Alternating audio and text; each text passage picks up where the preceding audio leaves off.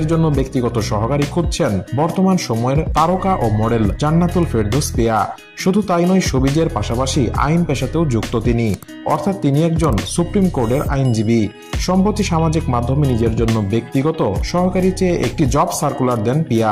সেখানে নিজের প্রত্যাশা কেমন ও আবেদনকারীদের যোগ্যতা কেমন হবে সে সম্পর্কে বিস্তারিত বিবরণ দেন তিনি। পোস্টে পিয়া লেখেন, আমি একজন অত্যন্ত উৎসাহী ব্যক্তিকে ব্যক্তিগত সহকারী হিসেবে যোগদানের জন্য খুঁজছি, যিনি আমার সঙ্গে অফিসে এবং বাইরে উভয় দিকে কাজে সহযোগিতা করতে আগ্রহী থাকবেন।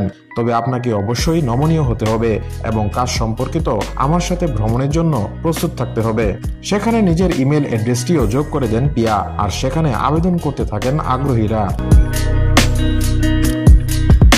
কিন্তু বিষয়টি নিয়ে এক পর্যায়ে খানিকটা বিব্রত প্রকাশ করেন পিয়া জান্নাতুল, কারণ সেই পোস্টে চাকরি প্রত্যাশীদের আগ্রহ ছিল তুলনামূলক বেশি।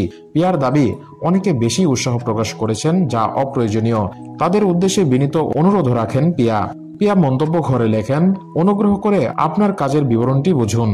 আপনি যদি ঢাকা বা দেশের বাইরে থাকেন তাহলে আবেদন পাঠাবেন না। 15 মিনিটে 100 আবেদন পেয়েছি। দয়া করে আপনার ও আমার উভয়েরই সময় নষ্ট করবেন না। অনুরাগীদের কাছে পিয়া জান্নাতুল নামে বেশি পরিচিত। 16 বছর বয়স থেকে যুক্ত মডেলিংয়ে। তিনি 2007 সালে মিস বাংলাদেশ খেতাব অর্জন করেছিলেন।